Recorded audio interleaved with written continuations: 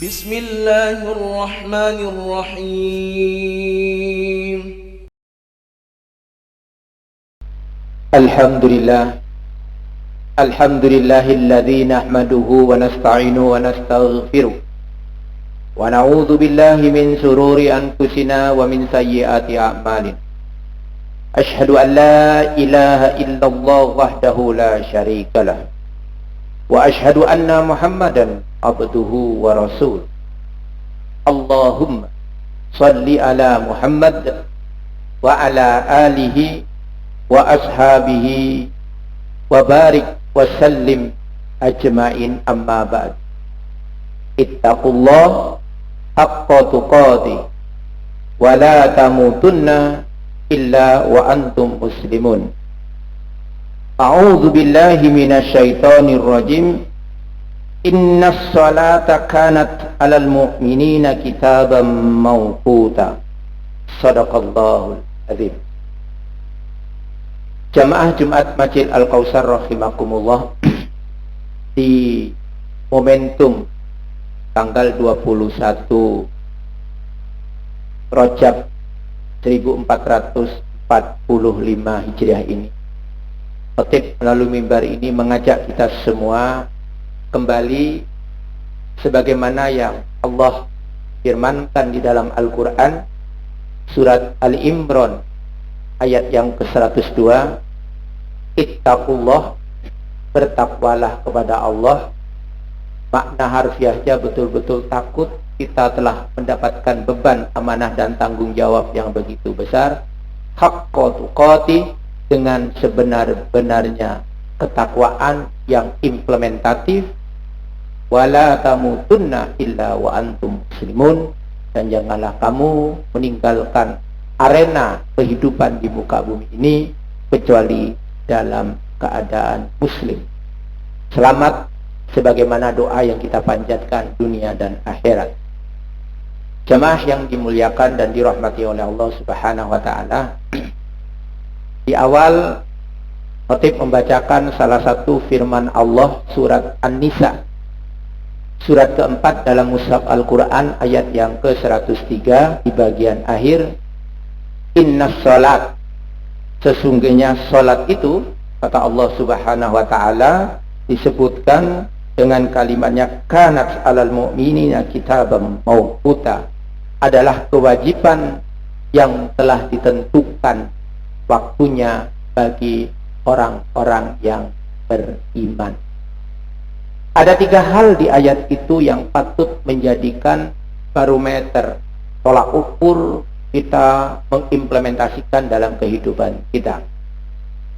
Yang pertama adalah sholat, karena momentum di bulan Rajab ini adalah bulan sholat, bulan diperintahkan sholat ketika Rasulullah Isra Mi'raj, dan kita harus mampu dan bisa menerjemahkan sesungguhnya sholat itu, kata Allah, adalah kewajiban. Ada 3 indikator sholat itu sukses atau berkualitas, bermutu. Tentu orang ingin dalam hidup ini memiliki kualitas dan mutu, karena di dalam Al-Quran Allah telah menyebutkan manusia ini laqad khalaqal insana fi ahsani taqwim, berkualitas, bermutu. Indikator pertama, sholat itu berkualitas atau bermutu kalau fikih-fikihnya terpenuhi, baik itu syarat, baik itu rukun, baik itu sunnah, dan baik itu batal. Itu indikator fikih. Artinya kalau indikator fikihnya terpenuhi, maka dia telah memenuhi syarat, dianggap berkualitas. Yang kedua, dalam hal keimanan, karena sholat itu adalah implementasi daripada keimanan. Maka di bagian akhir tadi, sungguh sholat itu kewajiban yang telah ditentukan, yang telah ditetapkan bagi orang-orang yang beriman. Iman itu apa sih? Iman itu adalah keyakinan yang menghunjam ke dalam kolbu dan dada. Karena ada kisah di zaman Nabi, yakni seorang Arab wa qalatil a'rabu amanna. Ketika orang Arab Badui itu datang, ketika datang kepada Rasul, tentu dia tahu status Rasul itu siapa, bagaimana kebiasaan Rasul, bagaimana keadaan Rasul. Dan Arab Badui itu adalah di pinggiran kota Mekah maupun Madinah. Itu kira-kira 10 sampai jauh kaki jarak. Datang tentu ke kota Madinah ingin bertemu dengan Rasul. Jalan kaki, panas, terik. Kita lihat dulu lingkungannya, sosial, keadaan kehidupannya. Kita analisis. Datang kepada Nabi, duduk plek. Waqalatil a'rabu aman. Orang Arab Badui itu ngomong, kami orang beriman. Lalu Nabi diam. Turun ayat kepada Nabi Rasulullah Muhammad SAW. Ini diceritakan surat ke-49 ayat ke-14. yakni surat Al-Hujurat. Kul, katakan Muhammad, aslamna, kami telah Islam. Kenapa? Iman fi qulubikum. Iman belum masuk ke dalam dadanya. Karena keimanan itu harus betul-betul memiliki keyakinan yang utuh dan konkret. Lam yartabu, ayat yang ke-15-nya. Dia tidak ragu-ragu tentang keimanan. Indikatornya ada 3, kata Allah. Surat ke-8 ayat yang kedua.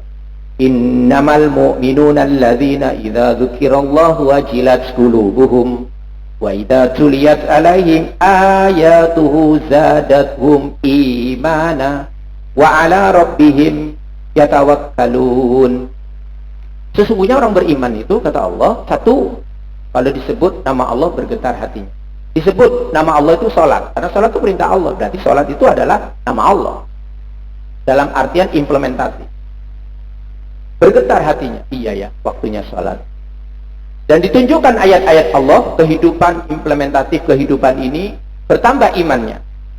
Dan yang ketiga, wa ala rabbihim yatawakkalun, dan kepada Tuhannya dia bertawakal. Jadi sholat adalah wujud keimanan. Dia tahu mengkondisikan apa-apa yang harus dilakukan dalam hidup dan kehidupan ini, karena dia sudah mukallaf. Karena syarat wajib bagi orang yang sholat itu ada 3. Yang pertama, dia harus Islam, yang kedua berakal, dan yang ketiga adalah balik. Ketiga-tiga komponen ini dijadikan satu dalam implementasi kehidupan akan menjadi indah. Lalu yang ketiga, sholat itu mampu dilihat berkualitas itu ketika dia itu mampu diimplementasi muamalah.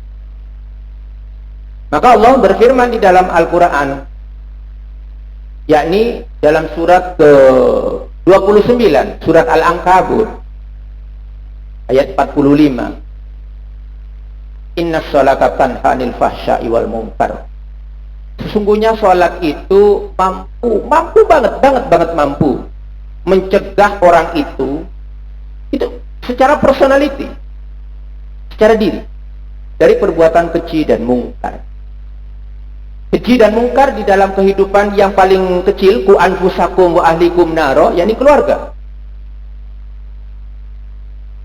Keluarga, dia mampu. Tidak ada nilai-nilai kemungkaran dan kekejian di dalam rumah tangganya. Mampu dia kelola dengan baik. Berarti sholatnya itu sudah implementatif. Karena di dalam sholatnya dia berjanji. Lalu yang kedua adalah ketika lebih melebar lagi dalam kehidupan sosial masyarakat. Allah mengatakan dengan kalimatnya, surat ke-49 ayat 13, li ta'aruf. Kamu mampu mengenal, memahami. Dan yang lebih jelas lagi adalah surat ke-23 ayat yang kedua. Alladzina hum fi sholatihim khashi'un.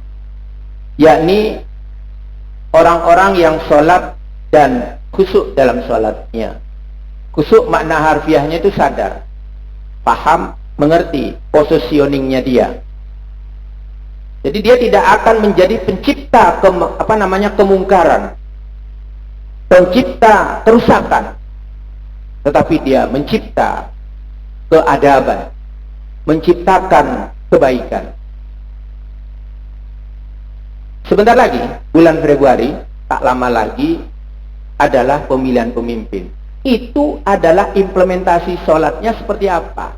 Itu adalah kita bermaukuta, kata Allah. Telah ditentukan waktu. Waktumu ini ketika sholat kamu berjanji, Qul inna sholati wa nusuki wa mahyaya wa mamati. Kalau berdampak kemungkaran kepadamu, berarti sholatnya menjadi masalah terhadap kehidupan.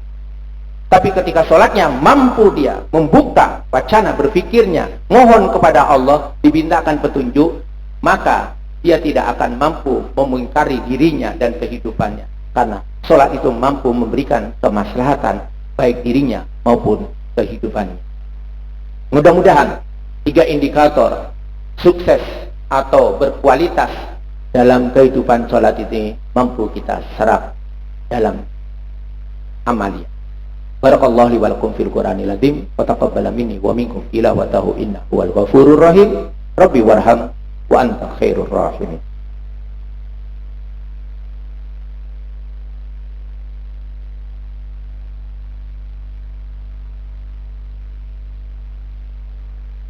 Alhamdulillah, alhamdulillahi bi ni'matillah wa syukurillah wa la hawla wa la quwata illa billah.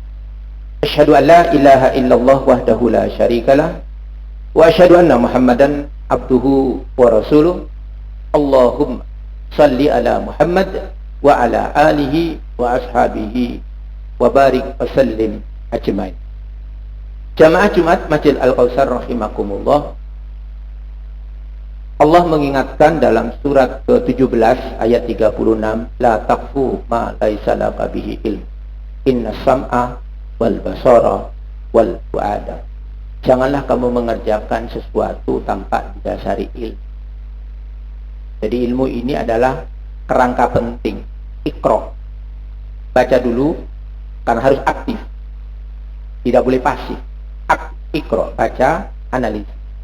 Dari salat itu dia mampu menganalisis, karena jangan kamu mengerjakan sesuatu tanpa didasari ilmu. Sudah diberikan ilmunya, tinggal amaliyahnya yang harus dilaksanakan.